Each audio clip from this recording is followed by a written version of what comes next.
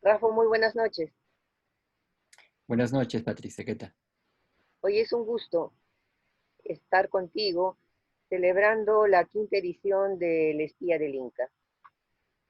Supongo que para ti ha sido una gran alegría y ya podemos hablar prácticamente de una historia de esta novela, desde su aparición, desde su gestación de 11 años de trabajo, tu lucha por publicarla.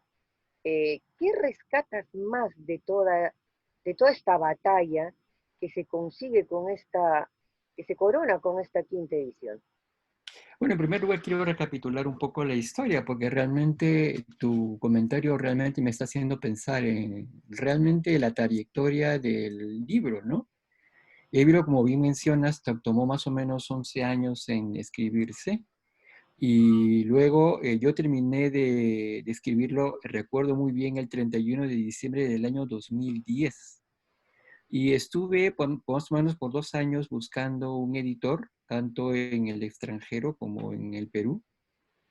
En el extranjero, concretamente, busqué agentes, busqué editoriales concretamente en España, en México, y bueno, ellos me respondían que, bueno, era un libro muy voluminoso, pero que les gustaba mucho y reconocían, bueno, reconocían la calidad del libro. En el caso español, en algún momento me dijeron que, bueno, era poco probable que lo tomaran porque sabían que en España no están interesados en las culturas prehispánicas. Pero eso entiendo, eso lo puedo comprender, es una cuestión de mercado, yo no lo tomé de manera personal, pero lo que sí me llamó la atención fue más bien la respuesta de las editoriales peruanas, que me decían que no era una novela, que no estaba dentro de los planes de ellos, que creo que alguien me dijo que tenía demasiado quechua. Otra persona me dijo, todos estamos hablando, que no era una novela comercial. Y bueno, básicamente pasé por todos y hubo también un buen grupo de editoriales que no me respondieron, ¿no? Y está bien, ¿no? Finalmente, el año 2012 hubo una editorial digital, la editorial La Mula Editores, que era una filial de La Mula. Y ellos decidieron probar suerte conmigo para este proyecto que ellos tenían de una editorial digital. Y de hecho, El espía del Inca fue el primer libro digital publicado en el Así es, Perú. eso ya es un Y, hito histórico, en fin, bueno, el ¿sí? asunto es que después de esta publicación digital, el libro tuvo que esperar 6 años. 6 años en los cuales seguí tocando puertas y se me siguieron cerrando. Y hasta que llegó el señor Quirós, Esteban Quirós, Y quien cómo llegas a él? ¿Cómo es que te encuentras con él? él había leído el libro. Él había leído el libro antes y me acuerdo que, bueno, él estaba muy sorprendido de que no hubiera encontrado editor. Y él pensó que ya otra editorial lo había tomado, él ya pensaba que había otra gente interesada y creo que por pura coincidencia, puesto que él es un amigo de mi padre, simplemente quedamos en tener una cita, ¿no? Y conversamos en ese día y justamente ese mismo día él me dijo, yo estoy interesado en publicar este libro. Y fue así como él me dijo inmediatamente, este libro además tiene que caminar por todo el Perú. Así me lo dijo inmediatamente, ese libro tiene que leerlo todo el Perú. Y hablamos, coordinamos y nada, el libro pues creamos toda la parte, diseñamos la cosa, la carátula, etcétera, etcétera. Y bueno, el libro salió con la respuesta bueno, que ya hemos visto. El libro ha sido el libro más vendido el año 2018 y el año 2019 y hasta ahora en el año 2020 en el Perú. Y eso es realmente muy, muy, muy curioso, ¿no? Que este libro que nadie ha querido publicar, que tuvo que esperar 8 años para ser publicado en papel, bueno, felizmente ha dado resultados que estamos viendo, lo cual honestamente no me sorprende, porque eso es justamente lo que me llamó la atención mucho de estas editoriales peruanas, que no tienen idea realmente de los lectores que hay en el Perú. Y no lo tomé personal, pero sí me pareció un síntoma muy peligroso de algo que podría estar pasándole a otras personas, ¿no? Bueno, yo creo que Seguramente. haces un ejercicio de estoicismo y de fortaleza de espíritu para no tomarlo como personal, porque eh, te siento muy cuajado. Conocí a Rafa Dumet con, eh, estrenando sus números reales, y Mm. al Rafael Dumet con el cual veo, habré visto no sé cuántas entrevistas tuyas, y tienes una solvencia, una madurez, un peso humano que ha cambiado obviamente. ¿Qué es lo que ha cambiado en ti el escribir esta novela? En ti como ser humano, como persona. Creo que la novela, tal como la concibo, es un ejercicio de empatía. En primer lugar, te agradezco mucho lo que acabas de decir, pero creo que la novela ha provocado en su escritor un ejercicio de empatía profunda con personajes que no son como él. Y digamos un ejercicio realmente muy disciplinado y para tratar de ponerse en la piel de otras personas, personas de otro tiempo, de otro género, de otra edad y de otra cultura. Y creo que eso, ponerse en el lugar de otras personas, creo que a uno lo fuerza, es una buena dosis de ubicaína, ¿no? Entonces uno toma todo aquello que le cae encima con más distancia. Bueno, da la casualidad que toda mi vida, además, yo he tenido que lidiar con obstáculos. Es decir, una película que yo escribí tardó 6 años en filmarse. Hubo una obra de teatro, Números Reales, que tuviste y comentaste, tuvo 4 intentos frustrados de montarse y cuando se montó por primera vez hubo dificultades porque el Perú atravesaba una enorme crisis. Entonces, digamos que cada cosa que yo he hecho, de alguna manera se ha topado con obstáculos que a estas alturas, honestamente, ya no me intimidan para nada. Ahora, Después de haber pasado 11 años trabajando como ratón de biblioteca, porque básicamente has hecho eso, es que no creo que hayas encontrado archivos sin voltear para poder escribir esta obra tan profunda y tan completa. Es decir, es interesante desde el punto del lenguaje, interesante desde la dramaturgia, interesante desde los personajes, interesante desde el idioma que escoges para cada uno de los personajes.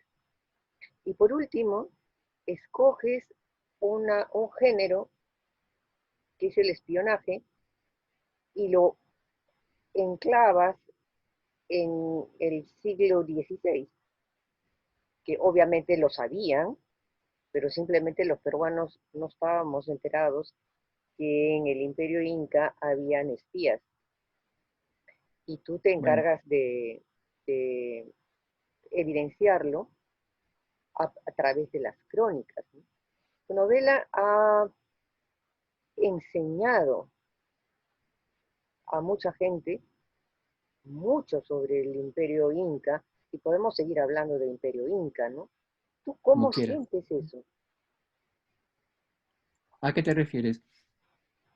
Me refiero a que para qué servían los quipus.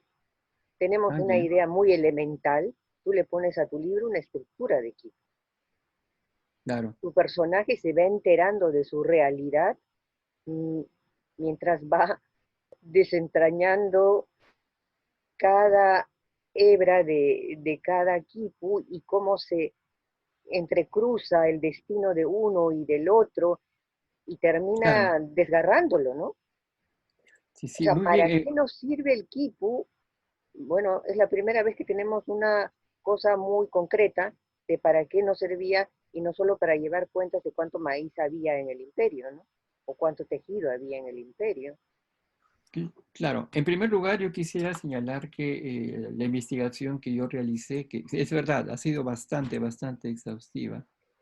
No, no fue simplemente por un prurito de investigación o simplemente un prurito de saber todo lo que se sabía sobre el tiempo, sobre la época, sobre los grupos étnicos sometidos en el Incario. Creo que fue más que nada, además de eso, fue un intento de saber todo aquello que me pudiera a mí ayudar a ponerme en la piel de los personajes, inclusive aquel ejercicio de lenguaje que tú has mencionado. Hay ciertas partes de la novela que utilizan un lenguaje del siglo XVI, del español del siglo XVI, un español peruano del siglo XVI. No fue por un prurito de sofisticación, sino porque era un intento de mi parte de construir la mirada de un filipillo verosímil para mí. Y este Felipillo verosímil no hablaba quechua. Este Felipillo verosímil había visitado España y había vivido allí 4 años. Entonces el idioma de él a estas alturas era el español. Eh, y nada, simplemente quería señalar que todo este aspecto de la investigación, del cual forma parte también lo que ha señalado de los quipus, parte en primer lugar de una preocupación como la de un actor común y corriente, de tratar de ponerse en la piel de sus personajes, ¿no? De agarrarse de absolutamente cualquier cosa para poder, de todo aquello que está a su disposición, para poder meterse en la piel de su personaje. Una Eh, suerte, perdona que te corte, no, lo que ha pasado con esta novela es una suerte de libro de historia y no de ficción. La gente lo lee como si fuera un libro de historia.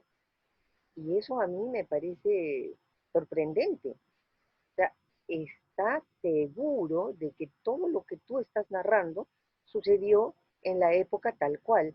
Y yo me pregunto, ¿cómo como, sucedió eso, no? bueno, como te digo, he tratado justamente, si esto, pues, por supuesto que no fue así, por supuesto que ese es un ejercicio de imaginación, pero es un ejercicio de imaginación muy bien informado. Es un ejercicio de imaginación que respetó las historias de cada grupo étnico y sus antecedentes y sus ancestros. Como creo haber señalado antes, yo he tratado de respetar a mi lector de Cajamarca, a mi lector del Cusco, a mi lector de Ayacucho, a mi lector de Piura, a mi lector de Ecuador, a mi lector español, también a mi lector español, puesto que, bueno, estoy familiarizado con la historia de cada uno de los conquistadores involucrados en la conquista de Cajamarca. Cada uno de ellos tiene un nombre y apellido, tiene una procedencia, puesto que ellos también eran un grupo heterogéneo de personas. Cada uno de ellos tenía una historia particular, tenía una procedencia y tenía inclusive también personalidad singular. Entonces, todo eso es simplemente un deseo de particularizar, ¿no? Eh, pero quería volver a lo que me señalaste del Kipu, básicamente simplemente para poder compartir con la persona que nos esté viendo, escuchando, un poco de lo que averigüé un poco sobre los quipus es que, bueno, no simplemente fueron instrumentos de contabilidad, fueron también instrumentos para registro de aquello, de todo aquello que pudiera ser almacenable en términos de información de patrones, ¿no?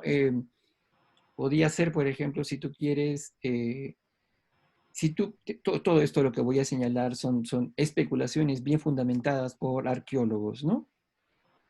Este, calendarios astronómicos que indicaban, por ejemplo, la posición del Sol en diferentes momentos del año, por ejemplo. O, por ejemplo, calendarios de entregas de ofrendas. O, por ejemplo, censos, ¿no? Inventarios o presupuestos para siembra y cosecha de año determinado. O, por ejemplo, también posiblemente eh, patrones textiles, patrones musicales, canciones posiblemente. Y la novela también supone que, bueno, algo que también los arqueólogos, investigadores suponen también, que los tipos sirvieron para narrar historias. Y Bueno, hay evidencia de esto, ¿no? tú lo evidencias en el libro, ¿no? El Claro, personaje se entera de su historia mediante un quipu. Entonces, mm, exacto. ahí me gustaría preguntarte un tema que te he escuchado mencionar en muchas entrevistas y se siente en el libro, es el tema de la lealtad, ¿no? Hay una suerte de caminar sobre huevos, sobre cáscaras de huevos, porque uno no sabe a quién le es leal y por qué en un mundo como ese, en el que se narra o se describe el avatar de este espía inca, ¿no? O chanca, perdóname. Y termina uno cuestionándose mucho y preguntándose si acaso eso no ha cambiado para nada. Y tienes mucha razón, puesto que, bueno, tenemos una idea un poco monolítica de cómo era el imperio incaico en esa época. Es más, pero en realidad, por ejemplo, un, un poblador, un runa común y corriente, no tenía la menor idea de lo que era el Tahuantinsuyo. Básicamente estaba su curaca y tenía que cumplir una serie de responsabilidades con su curaca, tenía también responsabilidades religiosas y se acabó. Ese mismo curaca básicamente tampoco es que tuviera un sentido nacional de identificación con el Tahuantinsuyo, ¿no? Tenía una serie de contratos que tenía que cumplir, ¿no? Una especie de tratados, ¿no? De no agresión, de colaboración entre el Incario, esta fuerza imperial, que, digamos, te daba algunas cosas a cambio de otras, ¿no? Te pedía que tú, por favor, le dieras un terreno en el cual, dedicado específicamente al sol, y que todo el producto, o sea, que tú sembraras esa tierra y que todo el producto de aquello sembrado fuera un almacén que era especialmente para él. A cambio te daba infraestructura vial, te daba infraestructura hidráulica, te ayudaba en tus problemas con tus vecinos, etcétera, etcétera, etcétera. Entonces, esta idea de la traición proviene de la idea de que uno tiene algún tipo de solidaridad con una entidad superior, como el nacional, que la nación no existía, o inclusive imperial. O sea, una persona no ni siquiera tenía noción de que el vicario existía. Solamente había un curaca y había una persona superior a la cual había que eventualmente, con la cual había que cumplir responsabilidades de guerra, por ejemplo. La mita guerrera, por ejemplo. El Inca decidía que tenía una guerra para sofocar una rebelión en un lugar determinado y pedía, bueno, pedía, le reclamaba su mita guerrera a gentes de determinada sección, ¿no? Entonces, esa persona tenía la obligación de ir a pelear por el Inca a ese lugar, ¿no? Pero se acabó. Esa es una especie de contrato. El hecho de que esta persona fuera a pelear por el Inca no era porque sintiera un particular orgullo o una identificación con el Inca, no, era parte de su contrato, ¿no? Contrato también es una palabra que no me gusta usar. Yo diría que es una especie de acuerdo, ¿no? Entonces, simplemente, o por ejemplo, también he hablado varias veces del fenómeno de Felipillo. Esta idea que tenemos nosotros acerca de Felipillo como el traidor emblemático, y de hecho así es como la historia nos ha presentado, ante lo cual, como he mencionado varias veces, uno tiene que preguntarle, tiene que hacer la pregunta, ¿no? Traidor. ¿Traidor a quién? ¿A quién va a ser traidor Felipillo si él ¿Quién? ¿A quién? ¿A Atahualpa? ¿Por qué? ¿Qué tipo de solidaridad étnica tenía Atahualpa con él? O él con Atahualpa. Si Atahualpa inclusive había destruido su Pero zona, ¿no? la Sus origen. misma am, situación de Atahualpa, ¿no? Tú cómo lo presentas en la novela, eh, me dejan dudas tremendas de la confianza que tenía en sus propias fuerzas, en su propia capacidad de dominio, de mando, frente a 160 y tantos advenerizos que lo estaban poniendo en jaque. Él no creía que estaba en jaque, y lo Ujú. estaba. Es que exactamente, imagínate que él se concebía a sí mismo como un ser semidivino.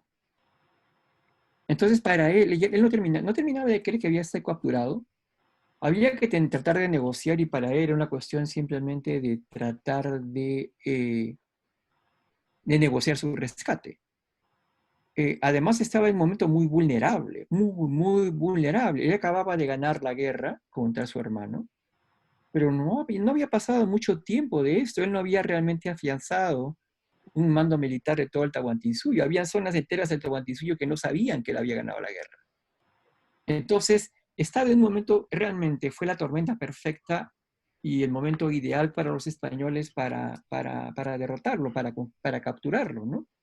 Eh, por una parte, Huáscar estaba en Andamarca, ¿no? Y capturado, y por otra parte, el otro Inca lo acababan de capturar. Entonces, realmente fue el escenario ideal para los españoles. En un Eh, momento de la novela, no recuerdo bien, eh, eh, nos presentas también a un Inca curioso por lo que viene de afuera, ¿no? claro, sí, Inteligentísimo, capaz de aprender el ajedrez, que está todo documentado, sí. capaz de querer capturar lo que viene de esa cultura y no creer que es malo, ¿no?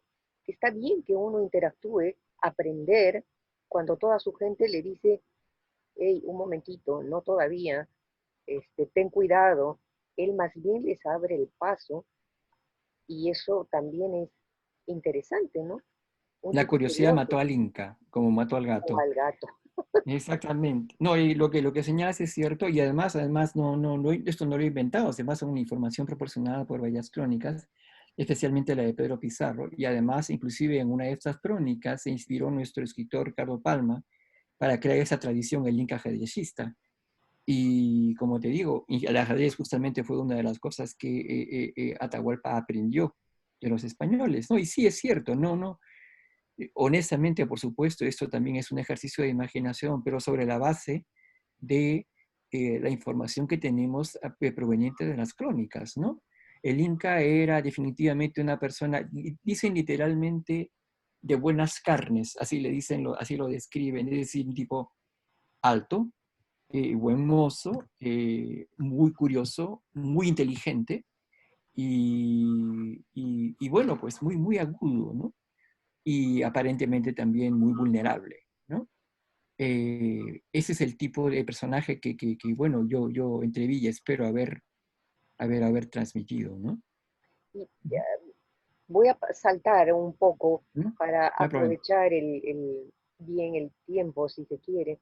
Eh, Te he escuchado decir que para ti la palabra es valiosa y la palabra escrita, obviamente, mucho más valiosa seguramente, puesto que eh, tu trabajo de 11 años ha estado basado en una gran disciplina de información en la Universidad de Berkeley y creo que has tenido el privilegio de primera mano de leer mucha historia que aún no se ha interpretado adecuadamente en en nuestro medio académico, en nuestro medio intelectual.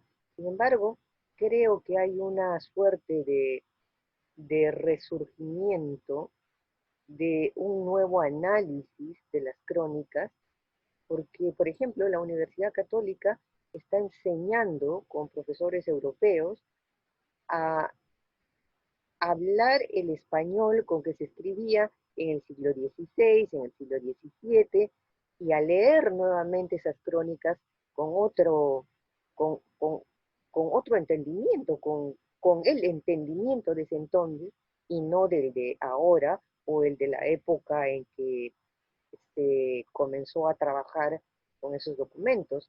¿Cómo te Ujú. has sentido tú como un hombre del siglo XX, XXI, frente a esos documentos? ¿Qué has sentido al zambullirte en esos documentos?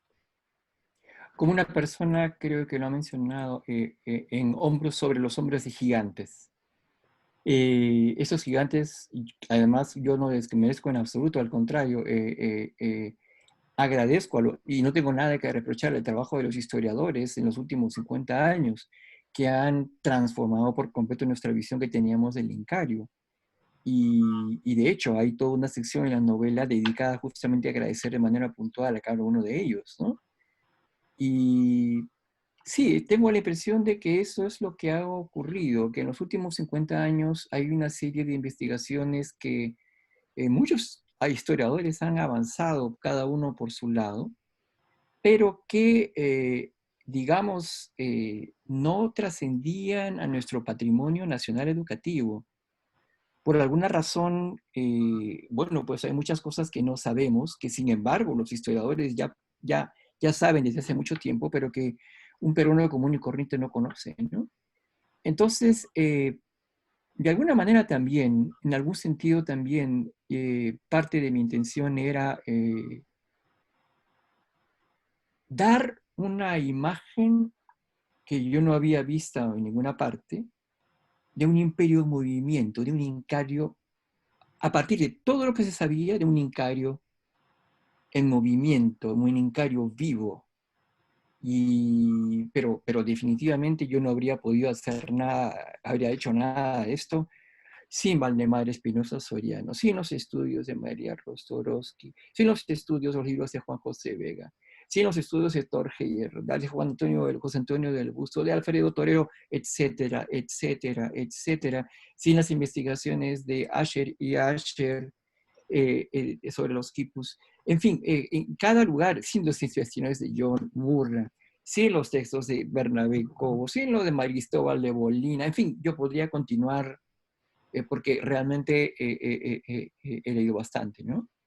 Eh, y sí, es decir, curiosamente también tenía mucha suerte con esto que mencionaste de la biblioteca de Berkeley, porque es cierto que allí encontré todo el material del cual te he hablado, pero que curiosamente no tenía ninguna competencia, porque no es que hubiera muchísima gente peleándose por leer esos libros. Entonces, he tenido mucha suerte, digamos, ¿no? Y reconozco esa suerte, ¿no? Que ha sido realmente un privilegio para mí.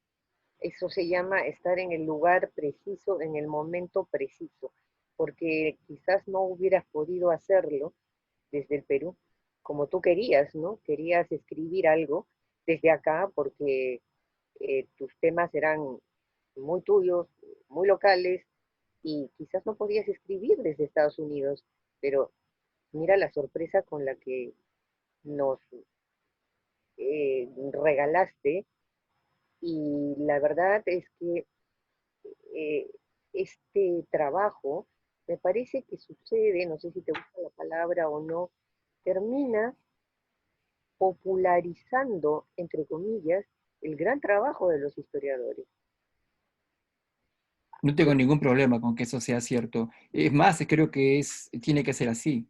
Se Entonces, les hace un yo homenaje. puedo decir de buena fe que conozco un grupo de lectura de señoras que ha leído El espía del Inca y que cada quien tenía que leer y comentar cada día de reunión y que estaban totalmente impactadas, maravilladas y sorprendidas. Yo no he tenido en mi grupo de lectura todavía el placer de leer El espía del Inca, que es un volumen Está considerable, bien. pero sí lo voy a proponer, pero sé de otros grupos y las mujeres leemos bastante más que los hombres.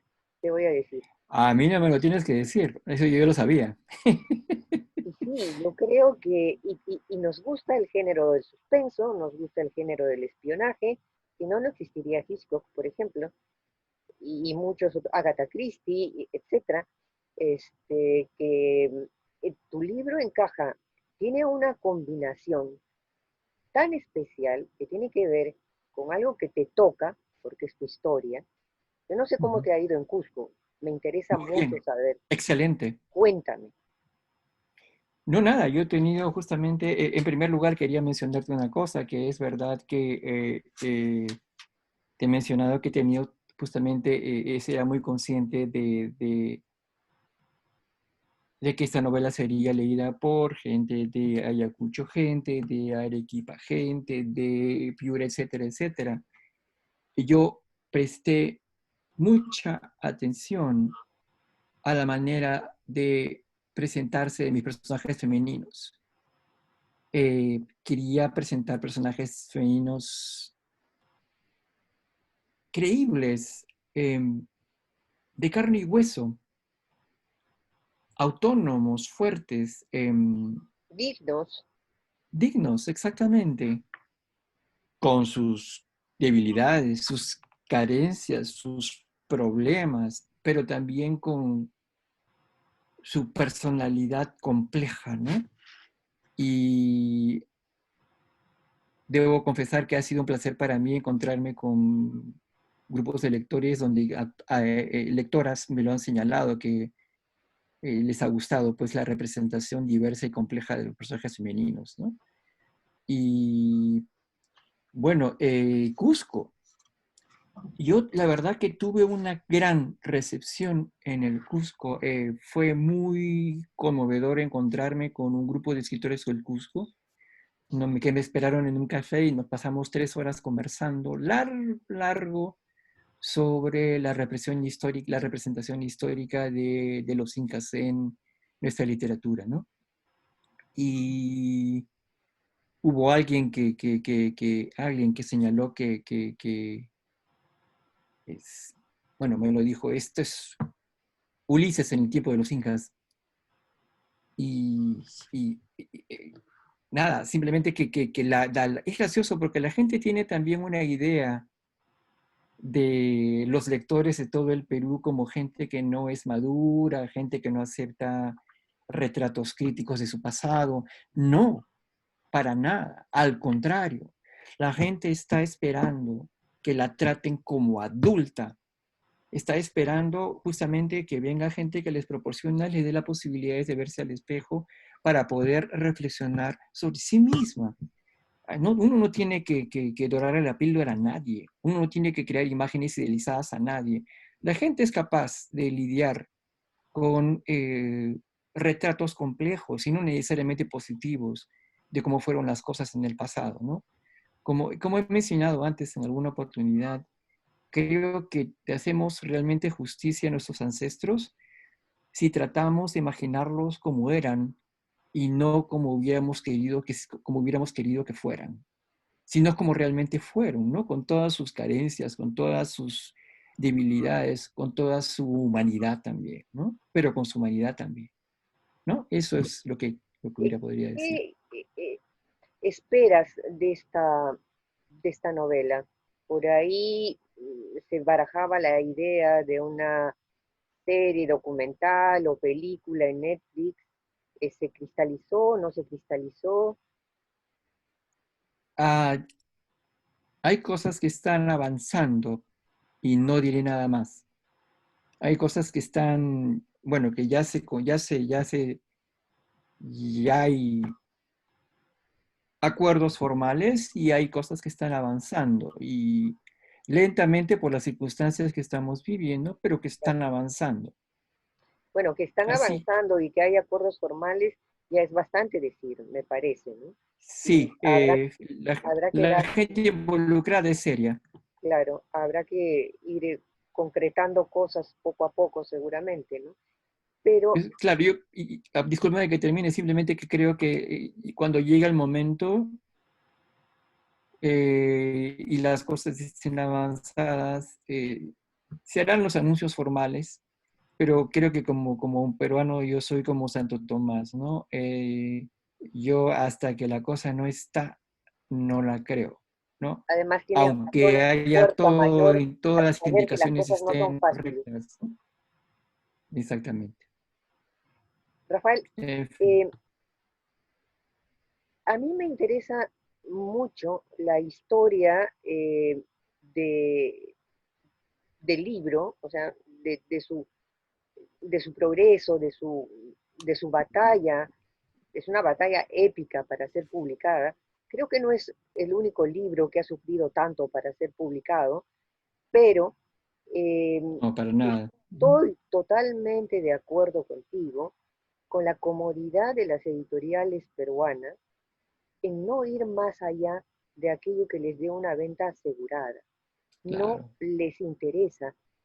Yo quisiera, por ejemplo, que tuvieran un departamento de lectura donde recibieran los manuscritos, sean buenos, regulares, maravillosos o malos, pero que hayan especialistas que lean y que digan, oiga, por favor, necesitamos nueva sangre, nueva gente, nuevas historias, nuevas cosas. Nos hemos quedado con una medianía de la cual nos Eh, salimos de... Patricia, sí, es un perro que se muerde la cola. Ellos, no, yo no veo nada semejante a algo como, por ejemplo, hay una cosa que los gringos hacen que se llama scouting, que es que básicamente están buscando constantemente escritores interesantes, buenos, que los puede interesar para contratarlos, ¿no? Y hay gente que realmente se toma el trabajo de leer los manuscritos y ver, esto puede ser, esto puede funcionar. Tengo la impresión de que no tienen ni siquiera eso. Yo no sé honestamente cómo hace la gente para publicar, pero de alguna manera es un poquito un círculo que el perro que se muerde la cola porque ellos no hacen absolutamente nada, es mi impresión, para poder acercarse a las cosas que se están produciendo en el interior del país, en otras partes, sectores que no lo esperan. Y yo no sé si ni siquiera hay si fueran millonarios y tuvieran grandes publicaciones que vendieran un montón, bueno, ¿no? Pero eso no ocurre en el Perú. Entonces, en los libros que se publican no venden mucho. Entonces, ¿de dónde ellos confirman la idea de que la gente no lee y por lo tanto no presta ninguna atención a los libros que van a publicar y por lo tanto se siguen convenciendo más de que la gente no lee y por lo tanto no prestan atención o no tratan de buscar más allá de sus pequeñas fronteras mentales para tratar de comprender a gente concreta como ellos en otras partes del Perú? Y por lo tanto, como eso no confirma o no corresponde a lo que a ellos les interesa, entonces, una vez más, confirman esa idea de la que la gente no lee en el Perú, que la gente es ignorante, que la gente solamente lee tonterías. O eso No es sé si me dejo lo que le entender. gusta a la gente, ¿no? Le tienes que dar lo que le gusta a la Sí, gente, que pero ni siquiera eso saben, pues, porque ni siquiera saben lo que le gusta a la gente. esa Ni famosa siquiera frase saben lo de que la Jorge gente... Rospigliosi que se quedó tatuada en la vena de mucha gente, ¿no? Tanto en canales, en editoras, en todo lo que tiene que ver relacionado con cultura. Si no matas de risa a la gente, y lo que más produce la televisión peruana, o la haces llorar con telenovelas lacrimógenas, no hay calidad o espacio para una buena miniserie, para un programa innovador, de cultura, digno, decente, ¿no? No digo que lo que es cómico Claro. no sea decente, pero ¿por qué encasillarte y no apostar por otro tipo de valores, por otro tipo de productos?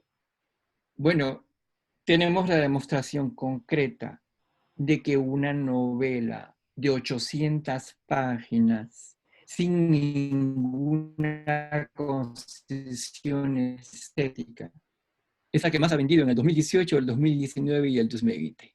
Hace esa evidencia, cualquier idea preconcebida que ellos tengan respecto de su mercado se destruye.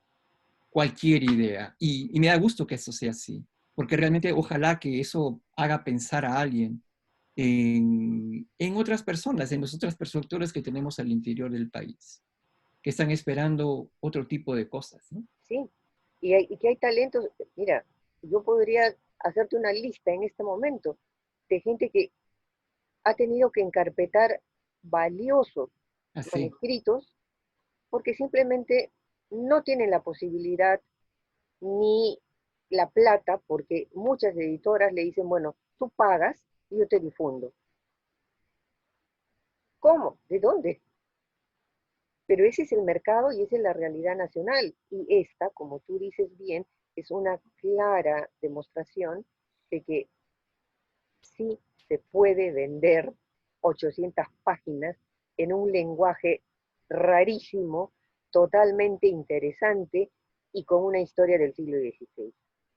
Sí, y Entonces, si te dicen ellos no saben, o sea, si te dicen que ellos saben su trabajo, eh, ¿qué puedo decirte yo? ¿Qué puedo decirte? Es bueno, decir, lo que confirma es que también esta novela ha puesto en cuestión el mercado editorial peruano, ¿no? Y ojalá exactamente, se pueda exactamente. reflexionar al respecto después de esta pandemia. Yo espero que después de esta pandemia eh, el mercado se reinvente porque no pueden seguir vendiendo todo el tiempo a los consuetudinarios autores de los cuales ya muchas veces tienen un límite en lo que es su propia producción. También ya llegaron a un límite de edad. O sea, tiene que renovarse el, el mercado editorial porque hay como renovarse. Existe material. Lo que falta es las ganas de sentarte a leer y leer bueno o malo, pero leer para ver qué cosa es bueno y qué cosa va a servir, porque si existe alguien que crea, tiene que ver a alguien que pueda asegurarse de que tenga un canal de difusión. Exactamente. Pero como te digo, veremos qué pasa, ¿no? Pero la verdad es que nosotros, por ejemplo, en medio de la pandemia, estamos sacando una quinta edición y se está vendiendo. Ya sea, bueno, no, todavía no ha salido, pero discúlpame, el libro se sigue vendiendo, pero el libro ya salió en el sentido de que ya salió de la imprenta y está en las oficinas de Lluvia. Pero estamos sacando una quinta edición porque la gente lo está pidiendo, porque hay un mercado de gente que sigue pidiendo, porque las librerías lo siguen pidiendo. Así es. Y entonces, es decir, Y una cosa que esto, a mí sí. también me preocupa o me llama a curiosidad es, ¿se podrá traducir tu libro? Veremos, veremos, Pues, digo veremos qué yo, pasa. el lenguaje con el que está escrito y hecho, ¿permitirá una buena traducción a otro idioma? Bueno, creo que no soy la primera persona que ha escrito un libro complejo, ¿no? Que además tiene un fuerte sabor cultural. Creo que es lo que pasa con libros que son así. Ya habrá alguien, algún loco o una loca o un grupo de locos y algún editorial de mente en lengua inglesa o francesa o alemana o rusa, no sé, que decida pues que este libro puede interesar a sus lectores y la traduzcan, ¿no? Pero en general en inglés va a haber en algún momento determinado, quién sabe, habrá un momento determinado en el cual alguien se decida pues a emprender esta tarea, ¿no? Yo ya tengo una idea más o menos de cómo habría que hacerse en inglés, pero bueno, eso lo decidirán ellos, ¿no? Digamos que es un capítulo nuevo, ¿no? Ya Exactamente. eh, que, que se lleve a la pantalla sería un paso para para la traducción y la edición en otros idiomas. Claro. También otro paso también interesante es, digamos, la llegada del libro a España. El libro parece como si nadie se hubiera enterado de la existencia del libro en España. Y es porque los mismos editores no piensan que este libro les apele. Ahora bien, en algunas experiencias concretas, bueno, hay muchas personas que han comentado en línea, e inclusive en Amazon acerca del libro, son españoles. Y el libro, bueno, no les ha disgustado para nada. Mi impresión es que también hay ideas preconcebidas acerca de los lectores españoles, pero eso no tenemos apuro en quitarle sus prejuicios a nadie. Tenemos una muy buena química con el editor Esteban Quiroz, tenemos planes. Yo estoy escribiendo otra novela, estoy escribiendo otro trabajo Qué de no bien que estás ficción. escribiendo. Sí, bueno, gracias. Sí, ahí estamos, aquí estamos. En lo de Rabines, sigues con lo de Rabines. Exactamente, Y ya pronto exactamente. dará a luz o todavía. No puedo. Y yo, la verdad, como te digo, mi sueño es Quizás más complejo que el espía del Inca. exactamente, porque lamentablemente, pues, lamentablemente no, porque es un desafío tratar de recrear de manera verosímil la vida y la perspectiva de un personaje que vivió en Perú, Chile, México, Rusia, Francia, España, Estados Unidos, Guatemala, que también viajó a la Argentina, y entonces la idea es crear de manera verosímil no solamente los personajes peruanos involucrados en la historia del Perú también, sino en la historia del mundo. Entonces, para cada una de estas cosas, como te imaginarás, yo tengo que documentarme bien y respeto a mis lectores de todos estos lugares, tanto como respeto a mis lectores peruanos. Obviamente. Entonces, quisiera crear algo que pudiera convencer a todos, ¿no? Ujú. Así que vamos a ver qué tal me va. ¿Cuándo vendrás por Perú? Si la pandemia lo Cuando, permite, ¿no? exactamente, cuando la pandemia lo permita, eh, Porque ¿no? seguramente se presentará la quinta edición, ¿no? Bueno, en realidad a estas alturas no sé si habrá presentación oficial de la quinta edición, porque, bueno, no hay indicio material de que podamos viajar al Perú pronto. Perú y Estados Unidos, tú sabes que inclusive es hasta muy gracioso que ahora las personas que vivimos en Estados Unidos ahora somos parias, ¿no? Nadie quiere que vayamos a sus países, con justa razón. Entonces veremos cuándo podemos salir de aquí, ¿no? Bueno, te he visto también en redes, en Facebook, dar opiniones bastante sólidas, valientes sobre la situación en Estados Unidos, sobre el racismo, sobre el nepotismo, sobre el autoritarismo que está viviendo ese país y que está vulnerando todo lo que habíamos considerado que había dado al mundo a nivel de democracia, ¿no? ¿Cómo te sientes Ujú. tú siendo latinoamericano, con esta postura de Bush, perdón, de Trump, Trump. Sí. Bueno, en primer lugar, no creo que se necesite demasiada valentía para escribir posts en Facebook. Yo trato básicamente de articular un poco lo que está ocurriendo, cómo me siento, bueno, cómo pienso con respecto a ciertos temas, cuando creo que de alguna manera mínima, por eso que hay mucha gente que tiene más información y más inteligencia, información sobre esos asuntos, yo puedo, digamos, de alguna manera, de manera personal, ¿no? Cuando hay una cosa que me molesta profundamente y tengo que sacármela de encima, ¿no? Pero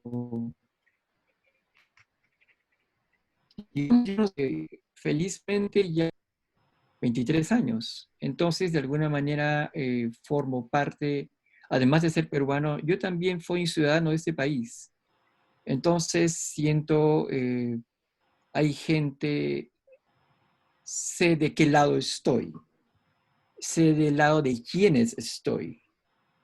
Eh, Hay ciertos compromisos, ciertas responsabilidades que un ciudadano tiene y trato de cumplirlas, ¿no? Además de mis responsabilidades de esposo.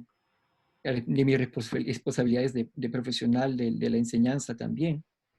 Y además de las responsabilidades de escribir, que uno trata simplemente además de divertirse mucho y de pasarlo muy bien, sacar lo mejor de sí mismo con lo que escribe. Pero digamos que yo no sé en qué medida yo represente a nadie con lo que pienso, con lo que digo, pero digamos que lo que está pasando aquí con los inmigrantes, especialmente latinos, es feroz, es brutal. También, pero eso está ocurriendo con las minorías en general, las minorías sexuales, con las minorías raciales. Y bueno, pues nos ha tocado pues vivir esto que en el mejor de los casos considero como una especie de revulsivo histórico, es decir, una dosis fuerte de algo que no nos gusta para que podamos curarnos de ello como colectividad social. Eh, Tengo la sospecha y toda la evidencia indica esto, que el sociópata que nos dirige aquí en este gobierno, que nos preside, no será reelegido. Y tengo la sospecha de que habrá una gran razzia, una gran limpieza de toda esa gente de mierda, y discúlpame la expresión, que está con él y que ha avalado eh, esta sociopatía social, cruel, maligna, que ha vivido este país por casi 4 años, ¿no? Porque ahora les hemos visto las caras, ¿no? Ahora sabemos perfectamente quiénes son. Y ojalá pues que sean expurgados del escenario social para siempre, ¿no? Volviendo a nuestro continente y volviendo al Ajá. libro, eh, este tema del racismo, este tema de la xenofobia, es algo que para nosotros también es cotidiano y muy fuerte, ¿no? ¿Y cómo aporta el espía del Inca a limar o contribuye a solidificar una identidad que ha sido sojuzgada, maltratada, eh, ninguneada? ¿Te pusiste esa alternativa o fue producto de la evolución de la narración? Yo creo honestamente que hay una cosa que alguien señaló y francamente me llamó la atención, pero creo que es verdad, que creo que la novela asume la perspectiva de personajes periféricos. El protagonista no es un miembro de la aristocracia imperial incaica, Además es un chanca. es chanca, un chanca advenedizo, que básicamente ocupa un lugar básicamente por casualidad, porque le ocurrió por un golpe en la cabeza, adquirió un don que le permitió que fuera, digamos, observado y por la burocracia incaica y, digamos, traído a una educación especial que de otra manera no habría podido acceder. O sea, era la educación de las élites, ¿no? Tenemos también a Felipillo. Felipillo es, pues, ¿qué cosa es Felipillo? Felipillo es un chico que no pertenecía, y que era posiblemente pertenecía a una familia de artesanos o pescadores de las costas de Ecuador o Perú del norte, y que ni siquiera sabía hablar quechua. Entonces, este muchacho posiblemente nos hace recordar a nosotros, digamos que estos personajes marginales, periféricos, que de alguna manera los mandan al escenario de la historia, y los ponen a vivir roles protagónicos. Tengo la sospecha de que nos recuerdan vagamente a nosotros mismos, tratando de insertarnos en esta sociedad que, no a mí, no lo diré que a mí, pero sí a gran parte del país, los expulsa, los margina, los condena a la informalidad, los condena a una educación de baja calidad, digamos, no sé si me dejo entender, que tengo la impresión que además la novela implícitamente nos invita a un ejercicio de empatía, a una empatía, es decir, hoy día voy a ser Intipaya, mañana me toca ser Felipillo, mañana veré el mundo a través de los ojos de Cusi Yupanqui, mañana veré las cosas como son las cosas desde el punto de vista de Yumpacha, pero mañana ya no seré Yumpacha, mañana seré Osjoyo, pasado mañana yo seré el recogedor de restos. No sé si me dejo entender, esta pluralidad de visiones de alguna manera nos hace Son recordar visiones e intereses muy distintos cada cual, ¿no? Pero que esta trama que es el país nos une, igual que la trama que exactamente. decía del Inca, ¿no? Es la idea. La idea es que justamente podamos ver el Incario a través de los ojos de muchas personas que no necesariamente son las élites, ¿no? Inclusive podemos ver cómo estas personas se interrelacionan con las élites, ¿no? Pero bueno, yo creo que finalmente serán los lectores quienes descubran qué cosa hay en esta novela que los apela, ¿no? Yo tengo lo que tú me dices, me hace, creo, me lo han señalado también, pero tengo la sospecha de que el hecho de que la novela sea un ejercicio de empatía, eh, una invitación a un ejercicio de empatía, hace que además la gente pueda sentirse como esas personas que están allí, ¿no? Y de alguna manera, pues, esta sociedad que vivimos ahora en el Perú nos trata posiblemente de la misma manera que el Incario los trataba a ellos, ¿no? Así que, nada, quizá, yo no lo sé, no lo sé, Bueno, está como tú dices en la cancha de los lectores, porque una ficción exactamente, es, depende de la persona que la tenga en sus manos y la entienda y la asuma como quiera asumir. Tú has puesto un instrumento muy valioso en el siglo XXI y te agradecemos, o te agradezco yo por ese gran regalo, esa gran sorpresa que ya tiene su quinta edición y eso es por esta Patricia, entrevista.